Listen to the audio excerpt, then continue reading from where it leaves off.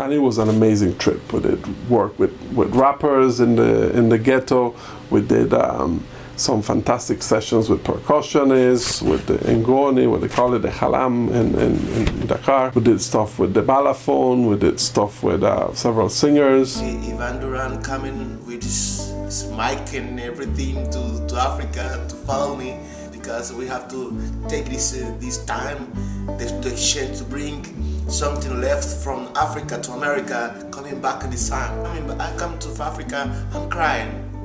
Crying is just a dream for me, coming back to Africa. My dream is Andy Palacio dream too. He don't do that. So Andy Palacios died. Andy Palacios dream is complete in my dream. We bring the experience inside this album as an exchange. For that month that I spent over there, I had to spend at the very least 6 months working on those tracks afterwards. At the end of the day, the album needs to balance. It needs to make sense as a whole. You can't have just one thing here and then the rest being something completely different. So I thought, if we're gonna work on 2 songs, then almost we have to like pass the paintbrush on all of the songs somehow. And the more time it passed, the more I realized that the focus had to be about those original sessions in Honduras. The focus had to be about Aurelio and the message of these particular songs. We both believed that this album had to push the limits for Garifuna music. We felt completely comfortable that what Atina had achieved, what Andy had achieved, gave us the opportunity to do whatever we wanted. And this is a very important point for us, because previously that notion didn't exist. And no more walls to the Garifuna music. Have the opportunity to say to the world, the Garifuna music is Garifuna music. As much as we loved the Dakar experience, we were pretty much, it was all cooked up. And I hope again that the listener will give Aurelio all the credit. Those songs were composed by the beach in Honduras and worked here in the studio in Belize. It's a Central American product with a little bit of West African spice on it. But the cooking was done here.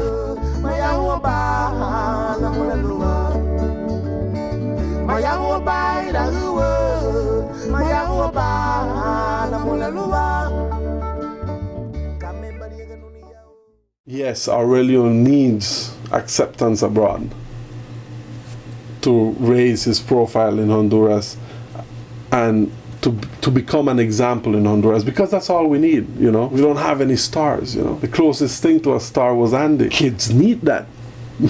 I mean, without them, kids will not have an interest in the music, will not have somebody to look up to. But he's thinking, those kids back in the community, they need to be able to look up to me. And if I don't accomplish that, if I don't become this example, it will be another missed opportunity. And like I said, we only have very few of these. And I've been working with this music for so many years. I don't see another Aurelio Martinez around. I don't see another Andy around. I have to give something good to my next generation. Good examples. And the music and the politics. I have the big responsibility to give something good to my people. To say, you have something good in your village. I feel the Garifuna people, if we don't save this culture, if we don't support this culture, the Garifuna people lost. We have to really cherish every single opportunity and try to do it right. And with Laru Beya, that's what we tried. You know, we poured out all the effort into doing something that will have a lasting impact, and not just a record that will come and go, and by next fall nobody will remember. These albums have permitted people to get drawn into this thing and learn more about the culture, learn more about the artists, about the history, about the story, this just simple life story of the Garifuna people that is so engaging and it's so inspiring to everybody who comes to contact with it. And music is the medium, or like Aurelio would say, music is the weapon.